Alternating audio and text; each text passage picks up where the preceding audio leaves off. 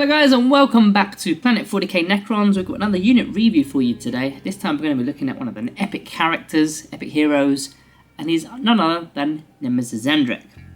So we're going to get into the datasheet, all that jazz, you know the coup by now. Let's get into it. So we've got an 85 point character here, so he's actually the same cost as a Necron Overlord. In 9th edition he was 125 points, of course that's a nice little bit of a reduction there in terms of the points. Now he comes with the Staff of Light, there's no war gear options. He is of course a leader that can lead one of the three main units within the Necrons index, which is the Immortals, the Lich Guard and the Necron Warriors.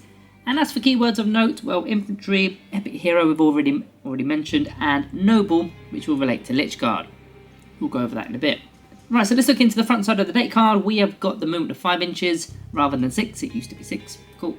Toughness 5, 2+ armor save with a 4+ invulnerable save, 6 wounds, Leadership 7+, and OC 1. So pretty standard there, nothing's really changed. The movement has changed, but that's index wide. We're kind of used to that by now. So let's move over into the weaponry. Now unfortunately, you've only got the option of the Staff of Light. It's not the best weapon, don't get me wrong. It's not exactly top level range weapons and melee weapons.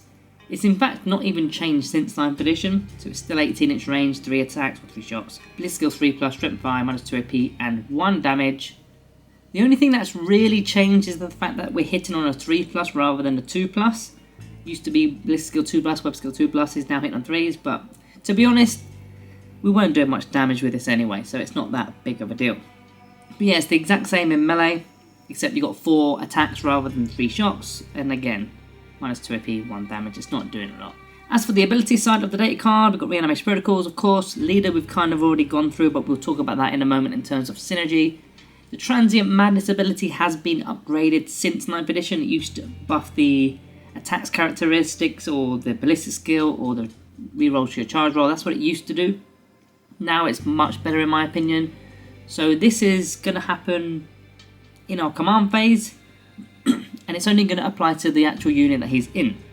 So you roll a d6, and for entire turn, well until the next command phase, you're going to get the following ability connected to your unit's weapons. So 1 or a 2 if sustain hits 1, a 3 or a 4 is lethal hits, and 5 and 6s are devastating wounds for the entire unit for the entire turn.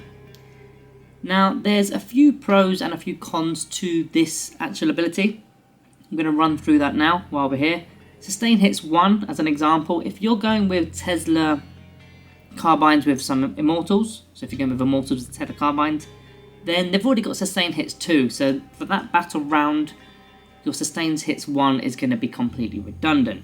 If you get the lethal hits ability and you're going with some, again I'll stick with Immortals for a moment, the Gorse Blasters, or if you're going with either of the Necron Warrior options, which is the Gorse Flayers or the Gorse Reapers, all 3 of those weapon options have lethal hits already. So again, if you do roll lethal hits, that ability is redundant. And finally, devastating wounds. There's one redundant option here, which is the war size with the Lich Guard. They already have devastating wounds, so therefore that would make that redundant. However, there are some options that don't have either. Oh, there's only really one, which is the Swords and Shields with the Lich Guard. They don't have any of these options. So any of that you select there would be a good bonus. We'll probably talk about that a little bit more when we talk about the synergy. Counter tactics, this has slightly changed and slightly been nerfed. So once per battle, when your opponent uses a stratagem, you can say, haha, this is now going to cost you an extra CP. So if it was a 1 CP item, it's now going to be 2 CP.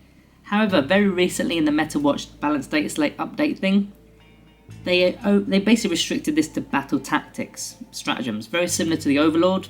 If there's an unnamed stratagem increase or decrease in terms of the CP cost, then you can only do it on battle tactic stratagems. So therefore you're going to have to look at your opponent's stratagems and work out which ones are battle tactics. Now of course CP rerolls are battle tactic stratagems, so maybe you just save it for that. So that kind of forces your opponent to not use that for the rest of the game. Because it's 2 CP, it's not really worth it.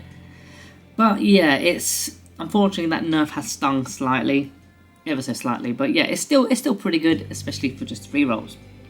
Right, let's move into the synergy side of the data card. Now we already mentioned he's a leader, and these are the 3 leading bodyguard units that you can go with: Warriors, Lich Guard, and Immortals. Of course, when he goes into either of those units, he's going to provide command protocols, which is our detachment rule from the Awakened Dynasty, which is a +1 to their hit roll. So that comes as standard. Now let's go into the Immortals data card first. We're going to kind of show you how the Transient Madness ability relates to these guys. So you've got the Gorse option with the lethal hits, and then you've got the Tether option with the Assault, which is the Sustained Hits 2 ability. So all three of these options can work with Immortals, but it depends on which Immortals you've got. As we mentioned already in the data card section of the video, the only one that they don't have on either of the weapons is Devastating Wounds. However, Devastating Wounds alongside, for example, Lethal Hits, there's a slight clash there, because if you roll a 6 with the Lethal Hits ability, you don't get to roll to wounds, therefore you cannot actually get a Devastating Wound with that particular dice. Of course, you're still going to have other dice to play with, so it's still going to be beneficial, but it's a slight clash of abilities there. Moving into the Lich Guard, you've got the Sword and Shield options, which will be good with all three of those, and if you're taking the War Size with Dead Wounds, of course, you don't really want Dead Wounds, but Sustain Hits 1 with both of them, great. Lethal Hits 1 with both of them, good. It's good. Again, with War Scythes, with Dead Wounds, Lethal Hits and Dead Wounds, there's a slight clash again, very similar to the Immortals there. And Dead Wounds, if you've already got Dead Wounds, that's a clash in itself, so you want that on the Sword and Shields. While we're talking about Lich Guard, we may as well mention that this guy is a Noble, so therefore he will provide the Guardian Protocols ability for the Lich Guard, which is a -1 to the wound roll for the unit. Pretty nice. And then moving into the Necron Warriors, they're only equipped with Gorse weapons, so the Sustain Hits 1 ability, great, that works nice. Lethal Hits, completely clashes, you don't need that. And Dead Wounds is a mini clash because, again, Lethal Hits, you're skipping the wound roll, so therefore you're not rolling for the Dead Wounds. So I hope I've explained that as best I could anyway. Now we've got other options here. We can take a character known as Vargard Oberon. In 9th edition he absolutely stank. This edition is okay, he's not bad. We've not done his full review yet, it might be coming up in maybe the next week or so, we might look at him. Now, he's got the ability where he can be attached to Nemesor Zahndrekh, well, the unit that Nemesor Zahndrekh's in. And he's got two abilities that will relate to the unit. The first is Ghost Walk Mantle, so it gives the unit the Fight First ability. So that's of course going to be very good for your Lich Guard. And second of all, he's got the Vargard's Duty, which is character models in the unit will gain a 4+ for no pain save. So he gives himself the 4+ for no pain save standard, and Nemesor Zahndrekh also gets that 4+ for no pain save. So that's going up against like precision attacks, that's going to be really useful. Now, if you're taking Vargard Oberon, then you cannot be taking a Cryptek model as well as Nemesor Zahndrekh and Vargard Oberon, because they've actually clarified this in the rules commentary PDF, where you can only have up to two, as a maximum, 2 characters within a unit and no more than that. So they have very clearly said that you can't have an extra Technomancer on top of that. That would be kind of outrageous. But if you were not to take Vargard Oberon and you were to look at the Crypteks, you've got the 5 options here. The Psychomancer, I wouldn't even bother, that's not really that great. Or it can give the unit an entire 4+ invulnerable save. Technomancers for the 5+ invulnerable save, 5+ for no pain save for the unit. Chronomancer, a -1 to hit the unit.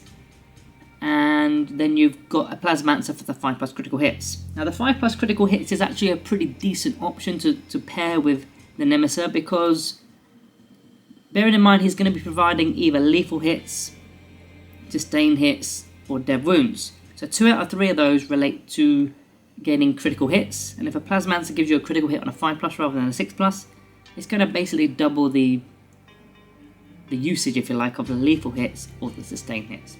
So again, that's a pretty decent combination, I quite like that one.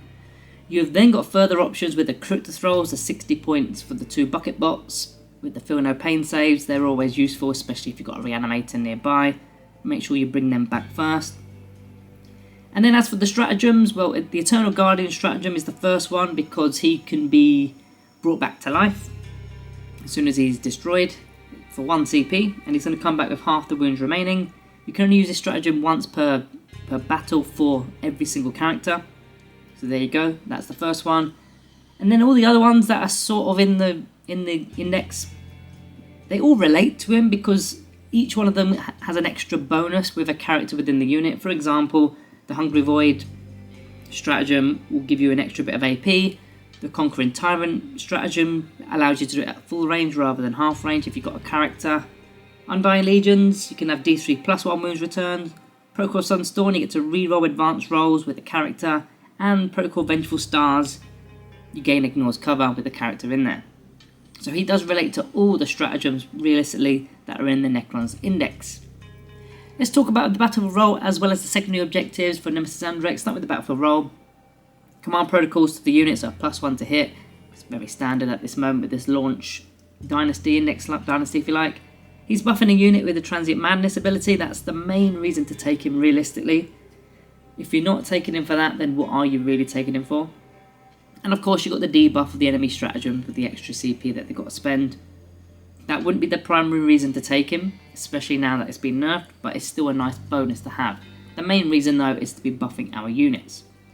As for secondary missions to accomplish when you've got Nemesor Zahndrekh, well, it's kind of hard to say because he's just a basic character. So it depends on the unit he's going with. Now he's not going to have any enhancements, so he's not going to have a Veil of Darkness, so the likelihood is he's not going to be doing those far distant objectives, such as behind enemy lines. I mean, of course, you can use strategic reserves, if I can get my words out. You can use strategic reserves and come on, but realistically, if you're going to start on the battlefield, he's not going to get that far up the battlefield. So you're looking at secure no man's land, extend battle lines, defend stronghold, area denial at a push, and then the two more difficult ones, overwhelming force and storm hostile objective, maybe with the Lich Guard, maybe. Let's move into the pros and cons, which is a little bit more easy to deal with than the secondaries because secondaries are kind of random. Pros, command protocols, +1 to hit roll. He can be taken with a Cryptek. He can, if not a Cryptek, he can be taken with Vargard Oberon for the fight's first ability and the Feel No Pain. He's got the counter tactics ability to make your opponent's stratagems more expensive. Noble keyword for the Lich Guard for the -1 to wound them. He buffs each unit, well, he buffs a unit in each round, which is the main reason to take him. And he's got a 4+ invulnerable save as standard. As for the cons, which are probably the most important part of this aspect here, because you're kind of comparing him now to maybe an Overlord or Imatech. So these are the cons. There's a huge nerf to counter tactics, as we mentioned, although the Overlord has also got that same sort of nerf. But yeah, only works with battle tactic stratagems. Transient Madness sometimes does clash if you've got Gorse and then you get lethal hits on the dice roll. Kind of redundant. He doesn't have much damage output. With a Staff of Light, you can't expect anything really. I mean, in 9th edition, we used to be able to upgrade the Staff of Light. There was multiple options. I can't even remember what they were called now. The Solar Staff was one of them. There was a better one, I just can't remember it. You don't have those options anymore. In fact, he couldn't even take them anyway because he was a hero. He was a named guy. So, ignore that. He's got no Resurrection Orb, which is probably the main flaw to taking him over an Overlord or even a Necron Lord. He's got no Resurrection Orb, no enhancement options because he's an epic hero, and finally no weapon options. What you see is what you get, the Staff of Light. So all in all, I do like Nemesor Zahndrekh. I do like the ability, especially when you put it on certain units. The problem is, let's look at, say, Lich Guard with the Sword and Shields, which is probably the best option to take in terms of the Transient Madness ability. You're probably better off taking an Overlord or a Lord for the Resurrection Orb, and then a Technomancer.